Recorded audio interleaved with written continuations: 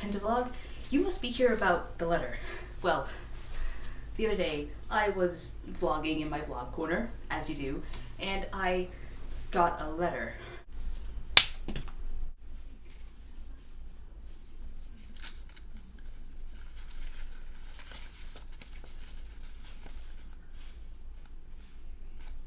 Let me read it to you.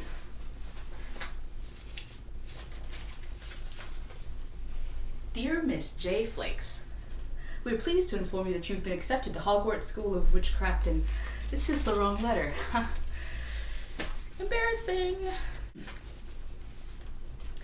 Dear Jessica, I want to start out by thanking you for taking the time to read this to all the pentavloggers, pentavlogateers, pentagoons, and now pentagons. The Pentatillion welcomes everyone. You see what I did there? I named our imaginary universe. If you're recording this already, please stop. Wait, no, I changed my mind. Please include it. I want everyone watching to fully understand the reasons behind my absence on this fine and awkward Wednesday. Feel free to add the intro, which I have attached to this correspondence at any time you deem appropriate. Most likely,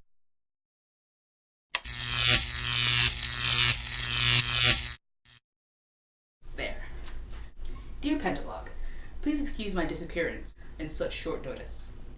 It was not my intention to fall short of perfect in your beautiful eyes. There have been many storms a-brewing over the horizon, a few of which have finally reached the shores of the Great Lake. Thunderous bolts of hellfire have struck the innocent, blistering their flesh till tears of vapor excrete from their eyes.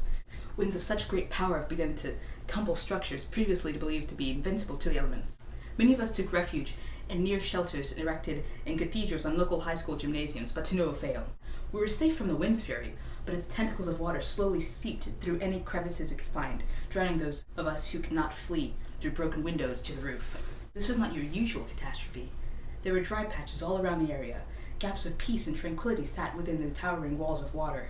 It appeared as if the floodwaters were skipping buildings and streets, only attacking those that possessed signs of human life. On a road across an empty, unharmed cemetery, I saw a child running in and out of alleys trying to avoid the massive wave. As the child skipped, jumped, and swerved in and out of busted doors, shattered glass, and hollow walls, the wave followed. It was like a snake playing with its dinner before the final strike. It didn't last more than a moment before he disappeared into nothing. This wasn't a regular storm.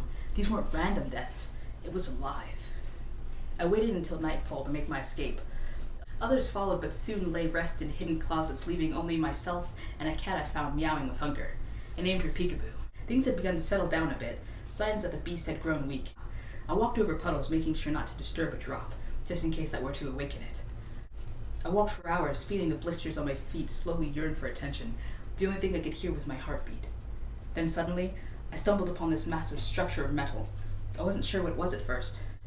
I felt its cool metallic exterior, sliding my fingers over bolts the size of my head. I'd found our salvation, a submarine. Peekaboo and I now reside within its massive belly, and we are safe. Yet, I can still occasionally hear the storm grumble with hunger. And that's what happened, for real. Or I can just tell you that Exal's moving today, so he can't make a video because he's going to be incredibly tired after he finishes moving, so he won't have any sort of energy to do videos or uploading or editing or punching babies. But he will make you guys a video from his new home next week, which looks like a submarine, hence the story. And on that slightly strange note, I bid you adieu. Disapparate.